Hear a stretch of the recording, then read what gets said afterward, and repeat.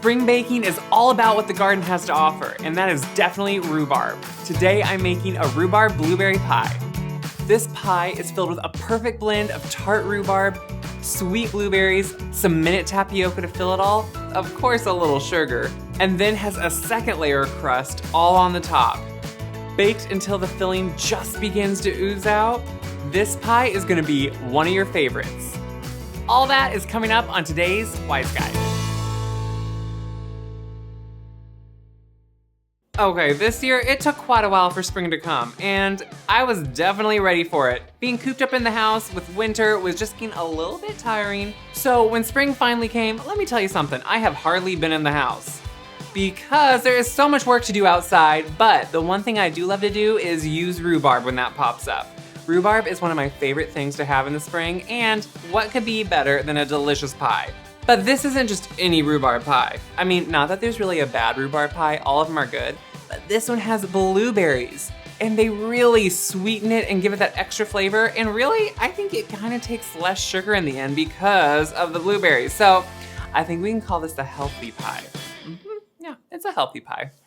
But to start, we need to make the crust. I use the food processor and start with my flour, a little bit of sugar, a pinch of salt, pulse that until it's combined, add some chopped butter, make sure it's cold, and some shortening. I like to have the shortening in the freezer to make sure it's cold too. Pulse that until you get some small pea-sized pieces of shortening and butter. Then with the processor on low, just add some ice water. Only a few tablespoons and just until it holds together. Dump it all into some plastic wrap. Push it together, kneading it with your hands. Make sure to use the plastic wrap because otherwise your hands are just gonna be dough. Wrap it tightly, shape it into a disc, and then throw that right into the fridge to chill. It only takes about 20 minutes. While it's chilling, we can just make our filling. This is what I love about pie. It really is easy. Pie crust takes a few minutes, the filling is just all dumped together. It's really a quick dessert. Let's bring pie back. I'm on team pie. I think we all should be. Dice up some rhubarb. If you're buying it from a store or farmer's market, you're definitely gonna need to probably clean it up a little bit more, chop off kind of the ends, they get dry. And even if you're picking it at home, make sure to wash it. Dice it up into somewhat small pieces. I kind of like bigger pieces too because then you get that texture as you're eating the pie. Throw it into a bowl, add your blueberries, a little bit of salt. You need salt in any baked good. Yes, pie too. It really just enhances all the other flavors and balances everything out. Now, minute tapioca is not something you probably just have on hand all the time, but that is a really old type of way to thicken a pie, and I've kind of grown to love it again. If I'm doing fruit crisps, pies, I love to use minute tapioca.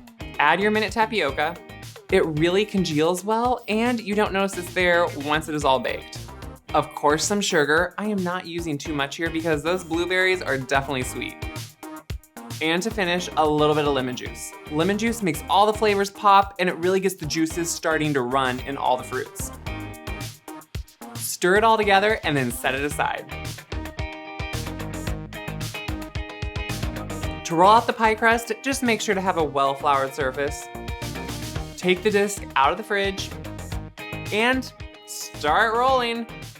I like to keep it moving all the time, that way you make sure it is not gonna stick. I keep turning it in a counterclockwise motion and then using my rolling pin to make a circle.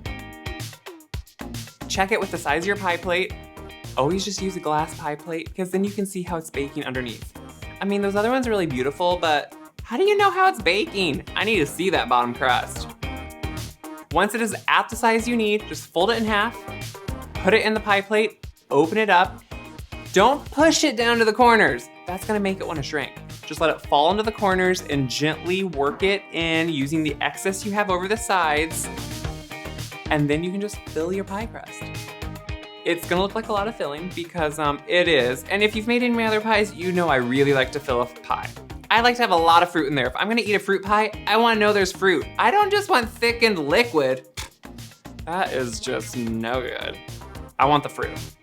Pile it up, press it down just slightly. Before I put the top on, I like to dot the top of the pie with some butter. It just adds a little bit of richness, and when did butter really hurt the flavor of anything? Never. It always helps. And then you can roll out your second crust. I just used the exact same recipe for the pie dough and made one extra batch.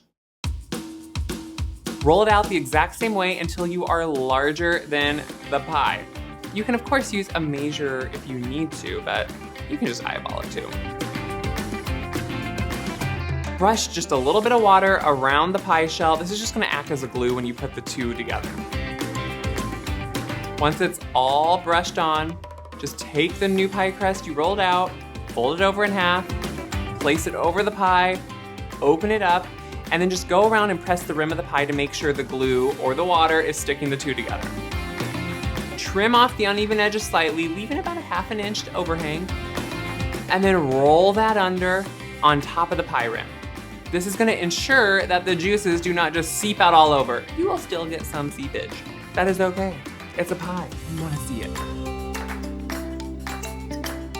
Roll it all under, press it down to make sure it has a good seal, and then just crimp it slightly. You could use a fork, you could use a knife. I just use my thumb and my 2 knuckles. It just makes it easy. Once that's all done, you can just brush the top with an egg wash, just 1 egg, a little bit of water, mix it together, have the egg go everywhere, because I always do. Brush it all. This is gonna give it a really nice color, but also gonna act as a glue. Put sugar all over that brush top because it just gives a nice crunch, a nice sweet edge, and looks good.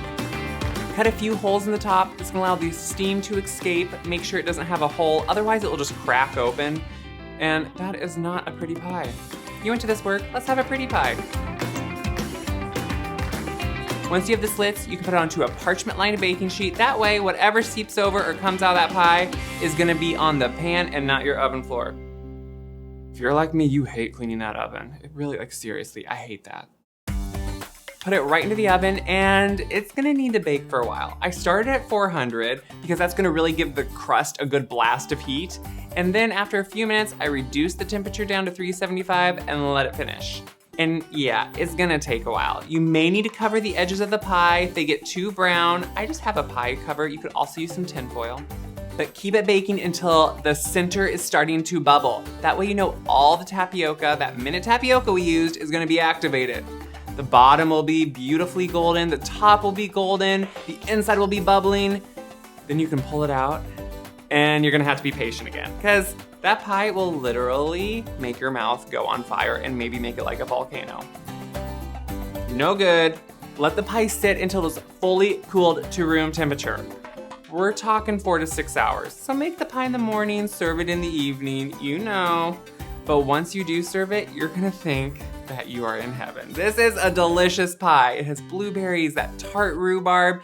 It is everything you want in the spring in a pie. It is perfect for a dessert, but honestly, I eat it for breakfast, lunch, and supper. Because when you make a pie, you better just eat it, because it's not gonna be good after a few days. So eat it all. Serve it with some ice cream, whipped cream, or just on its own. This pie is my spring go-to, and I know it's gonna be yours too. If you like these recipes from my garden, make sure to like, share, subscribe. I love to hear from you, and until next time, happy spring.